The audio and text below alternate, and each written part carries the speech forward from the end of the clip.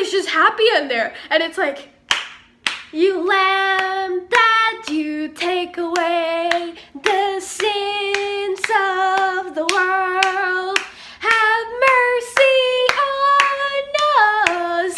And it's like, what the fuck, is that a lamp or is that a fucking butcher? Because I don't see the goddamn difference. Like, get me out of here. Look at this. Like, oh my god, isn't that freaking cute? It's just a bunch of freaking penguins. And then the mama penguin. But yeah, I wanted to talk about how pretty my fucking bedroom is. Like, look at that. Look at the taco. I have like a pork and beans can, because like, you know, we're in lockdown. I can't go outside to like buy decorations for my home. So instead I decided to grab like all of the stuff from the pantry and use all of the boxes in which it comes. Like, for example, there's a waffle box, a cookie box, and a chocolate case as well. And I got something about like raisins in here. This sort of reminds me of like, we used to have a toys room when we were in school when we were very little, before they started to torture us. Like, when they actually gave a shit about us. You know, when you get a puppy, like, oh yeah, it's so cute. And then when it grows, you just fucking hate it. No, it's just me. Well, yeah, I'm so sorry. I am a penguin, but I didn't promise I was gonna be an innocent little fluffy ball like Happy Feet, you know? People have their shitty parts and their shitty sides. So, yeah. So, it just, it's like grocery shopping themed, because that's basically the only thing that I have to look forward to. It's a chore, but it's the best one because it means I can cook. So, yeah. Today I wanted to talk about food. No, shit! No, today I wanted to talk about food. No, what? Oh my god, again. Okay, today I wanted to talk about suffering. What a transition, I know. Yeah. I wanted to talk about suffering, not the food-related suffering, otherwise known as hunger, but about pain related to a bunch of stuff. So we're gonna go like this. First, I'm gonna talk about. No, I'm not gonna even give an order, because that I just forget about it and I do whatever the fuck I want, as always. Not just kidding. It's just me being messy and trying to be cool about it, as if it was like purposely, but no, it's improv. So I'm a pro. No, just kidding. But yeah. So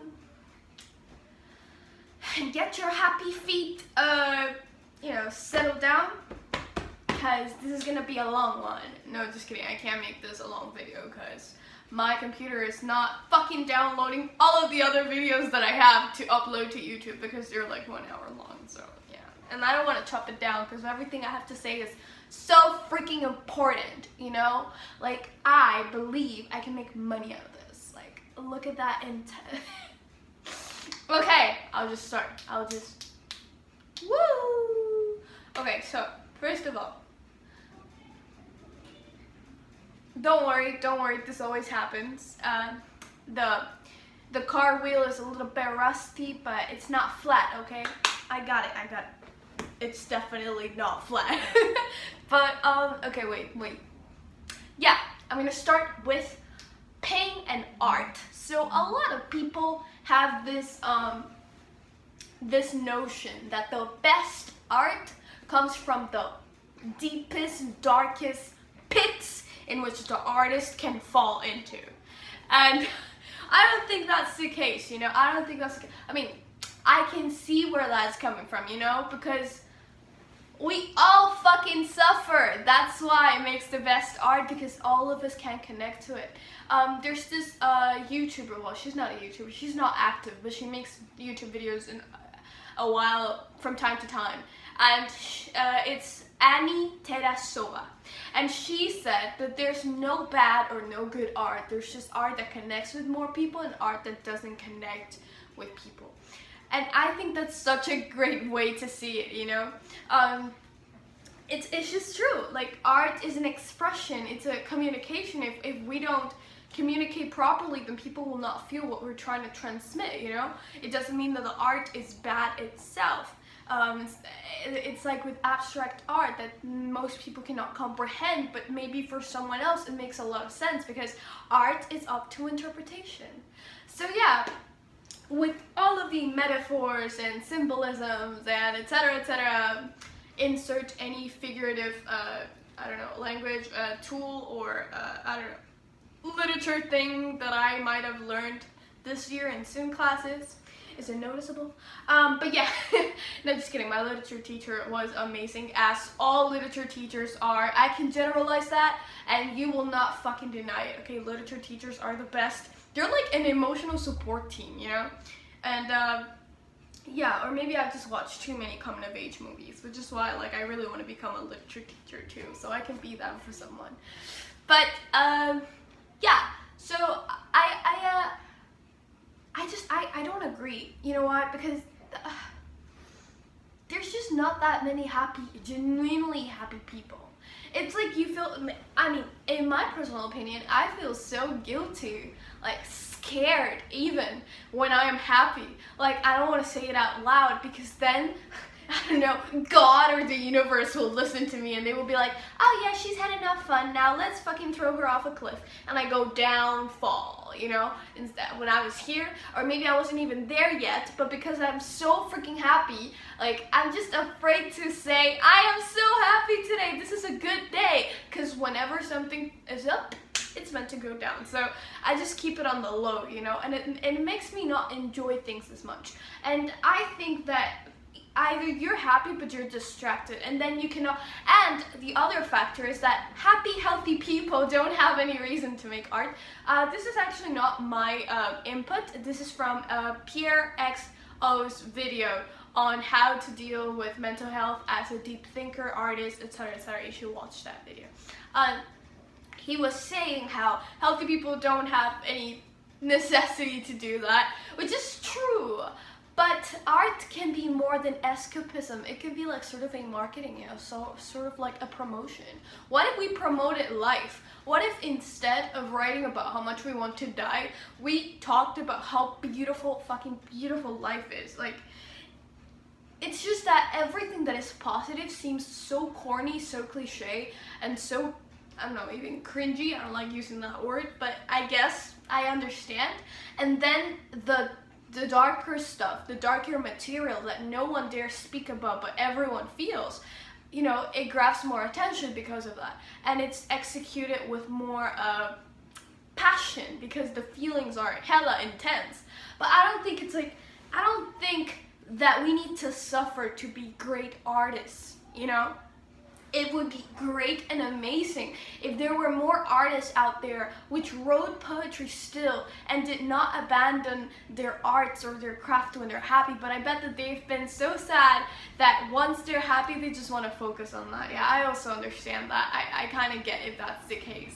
But it's not that if you're happy you produce bad art. It's just that you don't have the same like attachment. Because we attach and we identify a lot with our traumas. Even way more than our happy memories, what makes us truly, genuinely happy, our passions, and etc., etc. We don't talk about those as much.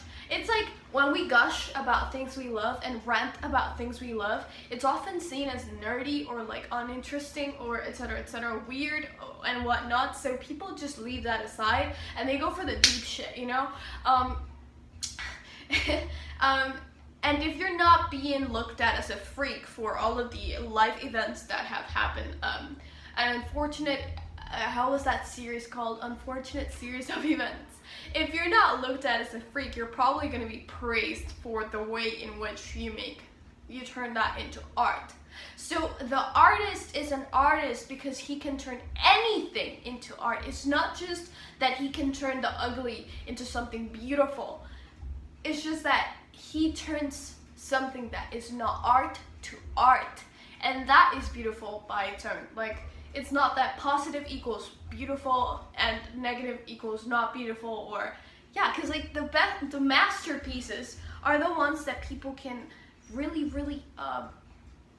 well, I don't know if relate to or resonate, but I don't know, there's something in there that's very human, something in there that's not talked about as much, something in there that it's their own way that they project it. That's what makes the artist, not the pain. So why are we obsessed with this idea? There's this really good video as well. It's a slam poem by Savannah Brown about her desiring to have a super huge amount of pain so that she can come up with a masterpiece.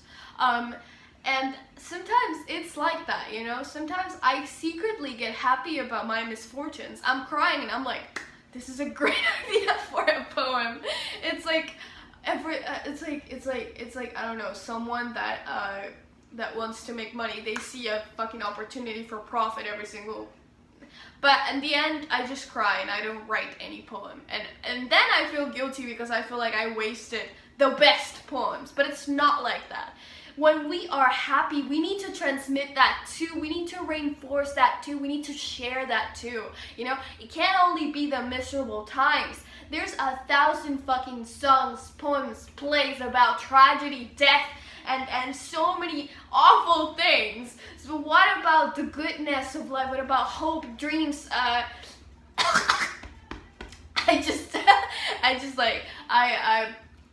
got atorada. How do you say that? My saliva was on my throat and it was being an obstacle to me ranting about it. But yeah, as I was saying, like, we need to stop that. I mean, we need to make art out of absolutely everything. Not just when we are sad, not just when we are angry, not just when we feel hopeless, desperate, impotence, betrayal, so many themes that there are. What about the good themes? What about the good, and I'm not talking about like, because like the only positive like stories that I've seen, they're all about like a message or a lesson or a preach, the positive ones. But what about the positive ones that are just positive to be positive with no other message but to celebrate life, to live, to enjoy, for the pleasure of people, not just to be reminded, oh yeah, don't be selfish, Timmy. No, like fuck, that's like good stories or heroes or etc etc. Well, you know, like that's why I've seen like so many things in like dark academia and gothic literature and so many things, like people turn to the villain. They want a villain, they want the drama, they want the bad stories because the good stories are so bland and they're so repeated over and over again.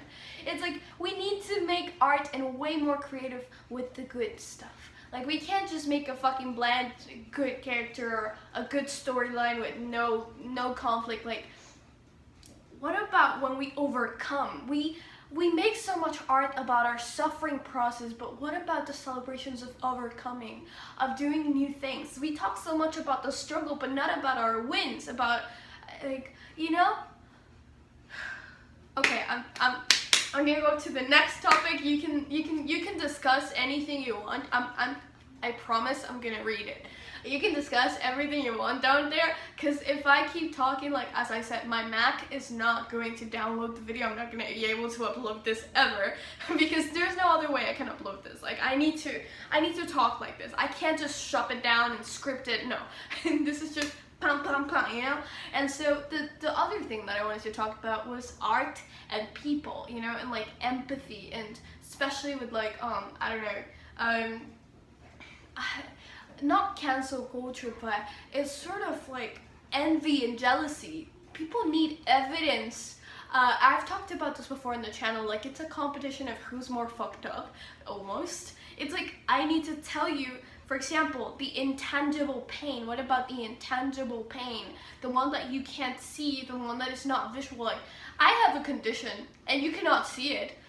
And people, when I went to the doctor in school, they would say that I was lying because I had nothing, because I couldn't see it physically. And there's this YouTube channel, you should definitely check it out. It's called Special Books by Special Kids. Sometimes I don't feel worthy of asking for an interview with that guy. He goes around the world interviewing people with different conditions, diseases, whether they are visual or not visual, you know, like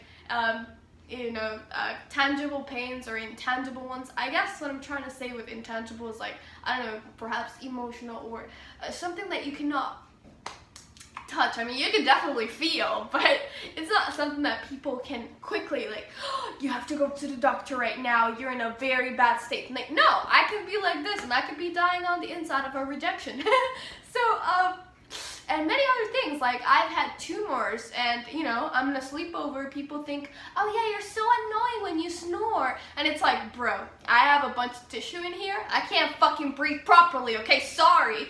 And it's like, I can't show them, They invite me to the pool. I can't go because I have the Epstein-Barr virus with symptoms. And they're like, oh, everybody has that. It's just a little cold. No, for me, it's not just that, and they play doctor. They play psychologist. Everybody wants to like, oh yeah, because she's like in a very declining position in her mental health. Like, I've seen you for so many years. I am so concerned. So I'm gonna shit talk you in the comment section. It's like people need proof that we are doing awful so that they can truly have empathy for us. So is that really empathy? Like, I don't know. Sometimes I make my gratitude lists. And I mean, it's very insightful to watch documentaries or interviews with people that are less fortunate. But if I need to see what someone else doesn't have in order to feel like I have something, do I really feel that gratitude, like the correct type of gratitude per se? I mean, it's cool if at the end of the day you feel grateful for real, and it's not just that cliche thing like, oh my god, it was so fucking annoying. My school made us have like a volunteering project, and after it, all of the essays, assignments revolved around that, and it's not like that. And this brings me to my next point, okay? It's not like that. It's not the trip that changes you. I mean, yeah, the circumstances change, everything changes, but as I said, like, no one can save you, nothing can change you except for yourself. So there's a bunch of people that will come back, the same assholes they left there, they left to go there, like from the beginning. They will come back right at the start, being the same person. It's not a magic trick, it's not a thing like that, no. And they were so obsessed with the idea that they had done some life-changing, personal growth, altering, value-inducing things. Like, what? What are you talking about? Dude, just give me the claps, okay? I stop this hypocrisy, stop this bullshit. You didn't do anything. Okay, you're not a hero. Like, stop it. This is not even up to you, Like, you can offer so many opportunities, so many types of help to someone, but if it doesn't click, it doesn't match. It's like love languages. You can love me your way, but if it doesn't, like, I cannot see it. Like, I have 5 senses. Aliens could be here, but if they have to be sensed with another 6th sense that I don't have, then might as well not exist for me, So yeah, it's like, I can have all of the history in the world, and that's what I was gonna say. That's gonna bring me, well, it's still like about suffering and people. So, no, about suffering and maturity, suffering and maturity. I've just seen that people praise maturity in a way that, oh yeah, because, like, for example, I've had so many medical procedures, surgeries, and etc., and people just assume that I act the way I act, or I think the way I act. Well, actually, no, people don't think I'm that smart. But the ones that do, which are mostly the adults, they come to the conclusion, oh yeah, it's because she's been exposed to all of these environments that the average kid, and like, yeah, it's a good hypothesis, but it's just, it kind of takes away the credit from me, It's like, had I not been through all of that, and not only that, do you want to get to the emotional part of my life? Because I'm just going to talk in general. Okay, let's say that someone gets abused, I don't know, whatever way applies to you, right? Or that if they get bullied, or they get this or that, whatever shitty thing ever, traumatic event, like freaking... Dude, Stephen King had to witness his best friend getting fucking killed by a train with all of the guts coming out and blood and flesh. I should be more respectful about this. But, and would you say that because of that he makes good stories? Because it's not about good stories. Maybe it could influence the fact that he makes that genre or that, that level of description, or etc, etc, etc. But to say that he is an artist or he is a writer thanks to that event, to give so much power, as I said, like, so many people become so familiar with trauma and they make it their whole identity. It's like they're nothing without their pain. It's like almost like a masochist relationship in which they want to be in pain. They want to be, it's also like a victim, like they want to be the well, that's another topic, very, very far from this, but what I'm trying to say is that don't give all of the credit to what you've gone through, okay? You're so much more than that. And the fact that, okay, see it like this. You have an obstacle. What you do about it, that's you acting, that's you responding. It's like justifying stuff like, okay, I can see where you're coming from. Like, for example, when we see villain backstories, I can see where you're coming from, but you decided that you were gonna do that. Or else, how do you explain people like Michael Jackson after all of the abuse, that he was a fucking angel, you know?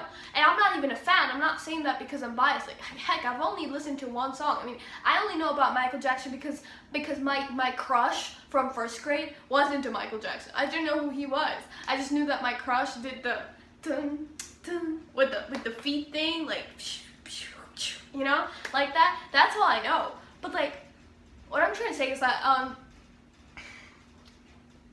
how do you explain that? How do you explain all of the good people that persist in being good people? Why would you say, like, that's just so comfortable to say, you know, like, oh yeah, I'm a villain, or I do this because you did this to me. Okay, so what are you gonna do about it? You know, it's like, no, we're not just changeable. We're not like that. We are our own people despite what we have gone through. Okay, we are much more than our medical history, our abuse history, our records, our trauma. Seriously, we are. Okay, what we decide, like, there is a sweet person in me. I was like, at some point, I was like, oh my god, I figured that the most assholish people I have met are the ones that go through nothing. And then the sweetest people I have met have gone through everything. They don't deserve it. Oh my gosh, why does this happen to good people? Like, or why are the sweetest people the ones that suffer the most? And it's like, okay, yeah, I understand. You gain more empathy when you go through these types of things. Yes. But what about the ones that don't? So how do you explain that? It's the person. The person was already like that, okay? Like, yes, certain events, like being in a wheelchair, they can change your perspective, they can change, etc, etc, etc. Or they can already reinforce things that you already had within you, but you didn't pay attention to. Just as a bad event can reinforce feelings that you already had, negative feelings, bad feelings towards other people that you already had way within you. You know, it can reinforce it and reinforce ideas and concepts that you didn't have the necessity to make come true, like to take revenge on someone. But now you have a reason to, so you're gonna go do it because you were gonna go do it anyway. You know, if something similar happened, not exactly that one event, but if something else happens to you, you decide when you are at the face of pain. You decide if you want to use that and inflict that to other people as well. Like, you decide. I refuse, I deny to accept that our maturity, our wisdom, our smartness, our empathy, compassion, things that are a given, they're a freebie. We are human beings. Like, we're supposed to be born with these things for survival mode. Now imagine we're social animals. We're like now super evolved and shit. So like, why would we not have that? Why? If we are as evolved as we are, then we probably decided to not give a shit about people and make them suffer. Or we decided to give a shit about people and relieve them from their suffering. So yeah, so your pain doesn't transform you, it doesn't make you who you are. You're not a good person thanks to your pain, and you're not a bad person because of that other person that hurt you. No. Okay, trust me. That would be such a fucking that would be so offensive, you know? It's like every single day you make an effort.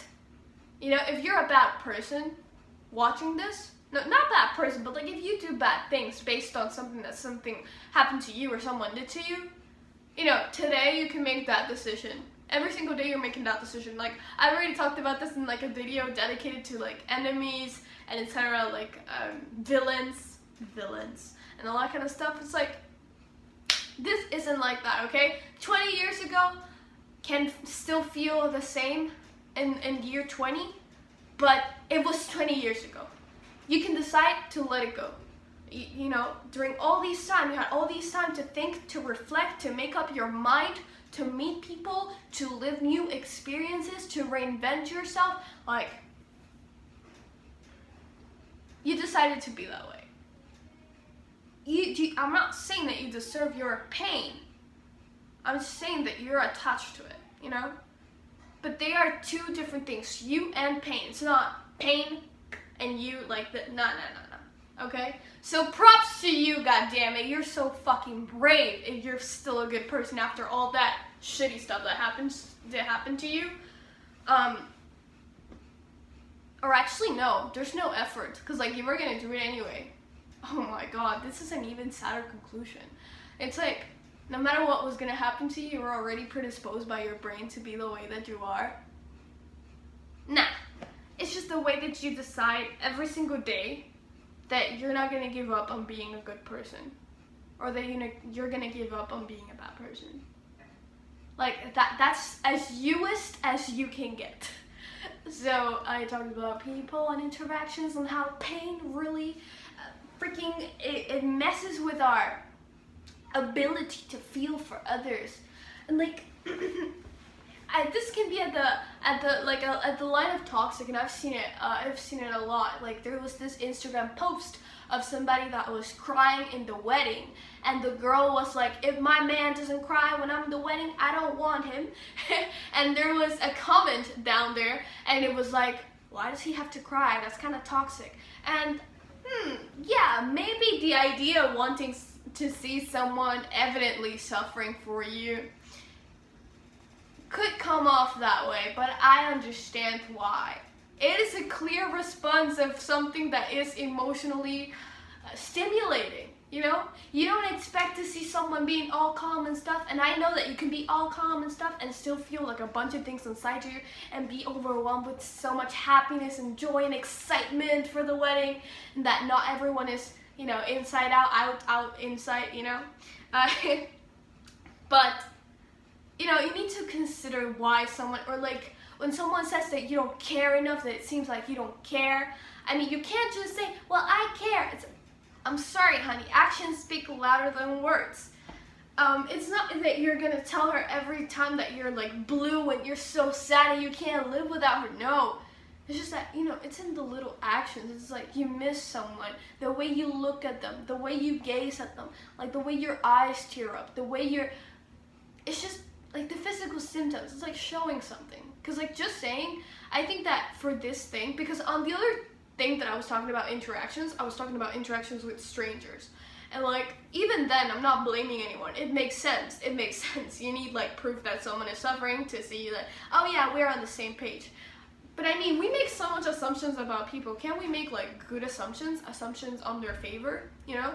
Like, assume that they're on the same page as we are, assume that they're just as, you know, they're suffering just like you are. We need to make assumptions in favor of people, not against people. But in the romantic aspect, like perhaps you're arguing. I've encountered myself in that scenario, and it's like, look at me versus look at you. Look at my reaction versus look at your reaction. Look at how you act about this versus look at how I deal with it. And like, yeah, we're different people, but at the same time, we're human. It boils down to that, you know? We are human, and when something hurts, something fucking hurts, you know? If you're not hurt, you can be sure that, you know, you don't care. The way you demonstrate that, it's not that it makes people happy or it makes your partner happy to see you sad, suffering, miserable, wanting to die. No. It's just that they want connection. It's like if they're crying and you're just there standing like, I'm sorry. What? What's that? Like, I'm not saying they have to cry and scream as loud as she is. Like, no. You know, maybe what she wants is some sort of like I feel that way too, honey. Don't worry, we're gonna be okay. And you can be like tearing up when you're saying that. It's not that both, because like imagine if both of you were fucking saying, oh my gosh, our relationship is doomed, and both of you cry. Like, no, that's not gonna get you anywhere. Like, no. But they want some like to be reciprocate, to show. And yeah, that comes with pain, because love is pain. Pain is being alive. And well, no, jellyfishes don't have any nervous system. Why couldn't I be a real jellyfish? That would have saved me from so much pain. Oh my god. I would just be vibing and floating, and that's about it. I wouldn't have to worry about no damn thing. I would be carried with the wave, you know? The wave alive. No, but that sounds very miserable actually. But yeah, so like art, no, pain, sorry. Pain and your age, like I was watching this comment section of like an Ariana Grande video, and they were like, oh yeah, because she had her parents being divorced and etc, etc, etc. And one of the people commented, well yeah, but that's not a big deal. I was like, what? What? How can you say that? They're not even your fucking parents. You don't have like, oh my god. It's like for so many reasons that person is wrong. You don't know how her relationship with her parents is like. It's not just her parents. So many things change after a fucking divorce, like family-wise. And like, oh yeah, but like losing your dad at 18 is not the same as losing your dad at 40. Or losing your dad at 4 when you don't even, like, we can compete and we can argue all day. Like, oh yeah, well, you don't know what it's like to have a mother, but I lost her when I knew what it was like to have a mother, and now I miss her. You're just missing out. You're suffering less. I mean, we can debate all day, but it's like no age. You're not ready for it at any age. What kind of bullshit is this? Like, no pain is reserved for a specific age to struck. Like, okay, so to kids from 0 to 5, we are gonna make them, we're gonna make their parents die. No, this is not a Disney movie, you know? So, yeah, so age, maturity, interactions, art. What else was I gonna say? Pain and love, I already covered that. There's this The Lumineers song, and it says, it's better to feel pain than nothing at all. The opposite of life's indifference. Yeah, that's 100% true. Is what I was talking about like a while ago. It's exactly that. Yeah, pain is uncomfortable, but it's vulnerable. It's you being exposed, being like, you know, it's you being 100% there for that person in every single feeling, in every single emotion, in every single possible way that they could hurt you or that they could harm you, you know? It's the biggest form of love, you know? The biggest proof of it. But pain is not necessary, you know? Like, pain is not necessary to make the greatest art. Pain is not necessary to grow. I mean, maybe struggling, but struggling is not the same thing as pain. You know, if I struggle with being assertive is one thing, but if I struggle because of some, I don't know, PTSD or something else, I don't know, whatever symptoms or illnesses or things after a traumatic event, you know, there's different types of struggle. You don't always have to feel pain in order to be mature. You don't always have to have like the loss of a family member or a terminal illness so you come up with the biggest, no. You know, you know what happens when they say that you're gonna die, that you have 5 months to live? Everything around you stops. You think and you reflect. We don't have to get there, you know? But fuck, I'm saying, you know, so many times. Okay. I was gonna say, you know. Okay, but yeah, as I was saying, you need make time aside for that. You need to do that by your own. without having any bad news be the thing that makes you stop for a second and think and look around you, look at your family, enjoy the times you're with them. You don't need a destroying news to be a destroying call on the phone to realize about all of the precious things around you. You don't need to lose something to be grateful. Most of the time we need that, yes, but it's because we weren't grateful in the first place. We don't practice gratitude. We don't practice having compassion for others. So the quickest way to have compassion for someone is to ask, hey, what's wrong? Tell me what's wrong. Like, what happened to her? Oh my God, what happened? Like, it's as if you never see someone cry, and because of that, you assume that they're always happy. Like, what? You know? Pain doesn't have to be around us all the fucking time so that we do 1,000 things or we stop doing 1,000 things. Pain doesn't have to define us as a human species. Like, the fact that we can have emotional pain, do you know what that means? That we can have pleasure and joy and so many other things that other animals can only wish of. But then we just focus on the existential dread, on the awareness, on the bad things, the negative aspect. But we don't celebrate that. We don't try to change our perspective. We have a brain to have so many things. We are able to think, and we don't make time for it. We are able to reflect. We are able to remember things, reminisce on things. We're able to do so many things thanks to being this conscious. And yet, we decide that being a human is the worst type of punishment. That being alive is a punishment. That the human experience of life is a punishment.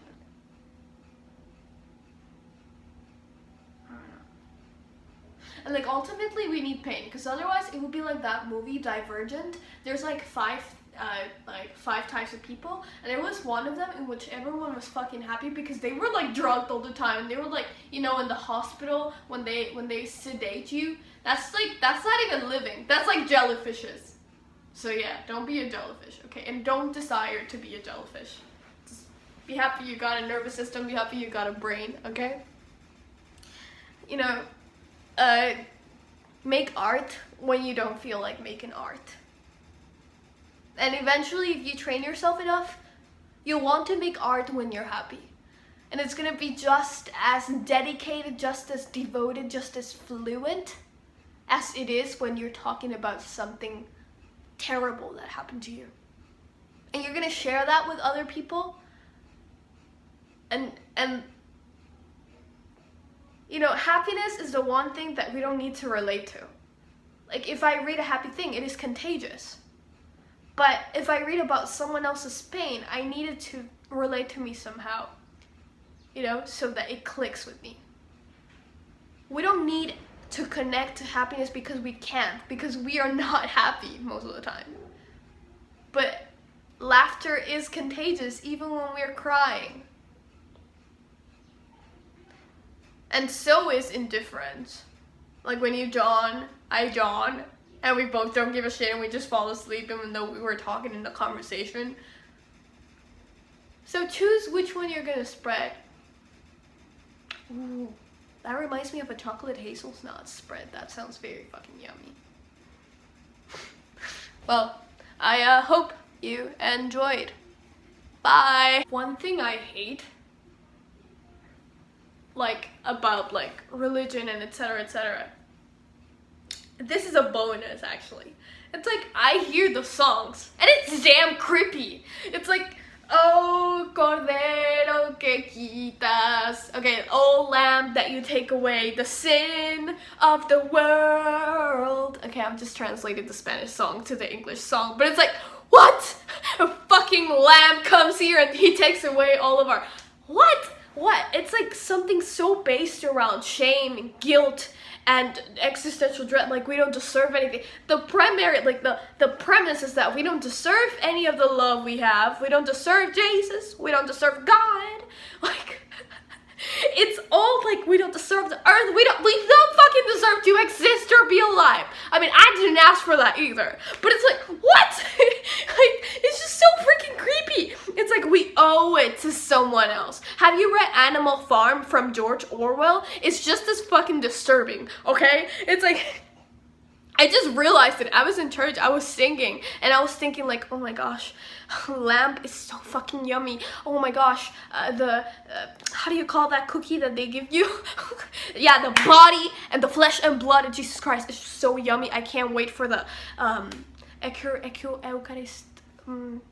Well, the communal, I don't know how you call that, but I was just waiting for that moment. And then I was like, wait a second. This is basically saying, and there's this other part to religion. It's like, the more you suffer, the more you will be rewarded in heaven. And it's like, bro, so if I'm a little happy little fluffy thing, like I'm a little happy feet, what? Do I deserve hell for not having suffering enough? Like, it's okay to be angry at your suffering. Like, what else? We are humans. We are able to react and respond to these things. We're not fucking animals. Like we will have a certain, and it's like you don't deserve anything. I'm giving you everything, but you are worthless without me. You're nothing without me. I mean, I'm just biased, and I'm saying this like in the most negative way ever. But that's one thing that I observed and I didn't like. I don't like the fact that we self-deprecate so much in religion, in the songs, in the stories that they talked about. They basically, yeah, it's like, oh yeah, you're worthy of nothing. Like, you filthy human. You dirty, sinful, filthy human. I am gifting you everything. Like, it's fucking scary.